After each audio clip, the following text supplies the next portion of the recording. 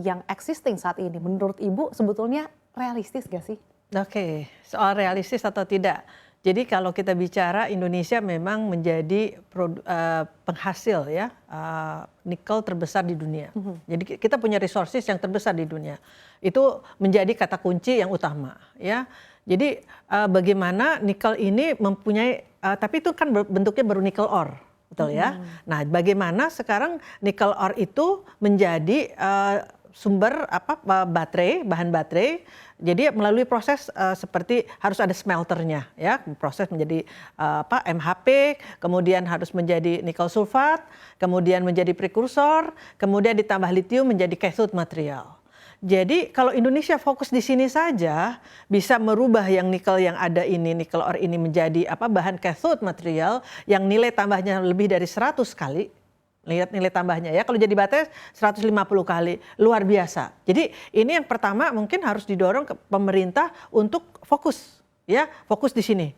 Kita kenapa di sini karena kita sudah punya bahan bakunya. Oke. Sudah ada. Sudah ada. Yang perlu itu adalah teknologinya. Nah, ini yang kedua teknologinya. Nah, bagaimana sekarang teknologi itu kita masih dikuasai memang oleh asing ya, negara asing, dan ini akan Indonesia rencananya akan ada bekerja sama melalui Indonesia Battery Corporation untuk supply chain. Jadi ini kita bicara yang hulu dulu ya, untuk dengan CATL contohnya ya, karena mereka mempunyai pengalaman untuk bagaimana tadi supply raw material tersebut bisa dijadikan material yang prekursor tersebut ya. Jadi ini memang perlu ada teknologi. Kita kaya dengan sumber kekayaan ini, raw materialnya sebagai modal utama, tapi kemudian kita perlu teknologi ya. Tapi menurut saya teknologi ini juga tidak perlu semuanya itu dari teknologi dari luar. Indonesia harusnya bisa mengembangkan teknologi sendiri ya, yang teknologi anak bangsa. Saya pikir ini juga yang perlu juga pemerintah endorse gitu ya kepada peneliti atau mungkin kementerian SDM semuanya itu untuk bergerak ke arah sana. Oke, jadi karena dari segi teknologi juga ini kan tidak membutuhkan biaya yang sangat besar juga ya Bu ya, jadi sangat berkontribusi juga bagi perkembangan ekosistem ini. Betul. Tapi kalau kita lihat secara komposisi Bu, sebetulnya untuk membuat baterai kendaraan listrik ini gambaran komposisinya tuh nikel berapa banyak, terus kemudian ada apa lagi sih Bu dalam komponen itu? Jadi begini, jadi kalau kita mau bicara tentang baterai ya, baterai itu ada dua, mungkin kita dari fungsinya. Ya. Pertama baterai yang digunakan untuk storage ya. Jadi kalau storage itu kita taruh, ada matahari disimpan ya untuk renewable energy itu, kemudian dia kan nggak perlu bergerak ya. Jadi mungkin tidak berbasis nikel pun tidak apa. Dia punya kapasitas yang mungkin lebih kecil daripada yang dibanding based on nickel ya. Nah, tapi di energi transisi ini kita membutuhkan baterai yang untuk electric vehicle. Nah, kita ketika bicara electric vehicle kita membutuhkan baterai yang mempunyai pertama kapasitas yang tinggi. Ya, kapasitas yang tinggi artinya volumenya itu kecil gitu.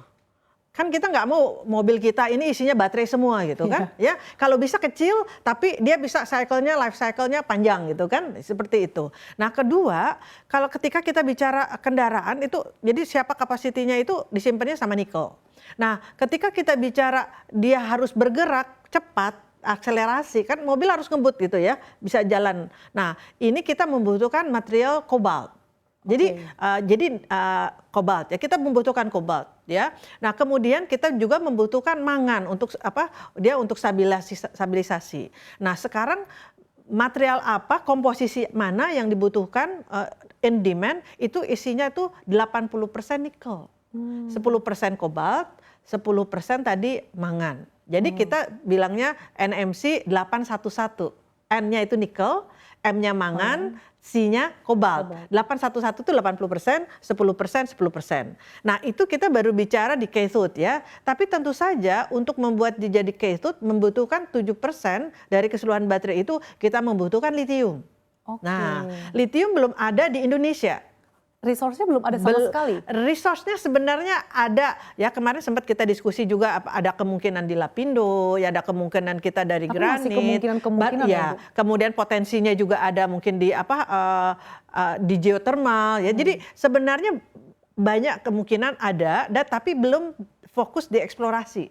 Jadi mungkin kalau tahapan kedua supaya kita bisa pegang itu satu cathode aja, bagaimana kita nanti fokus juga harus mengeksplorasi lithium, keberadaan lithium di Indonesia.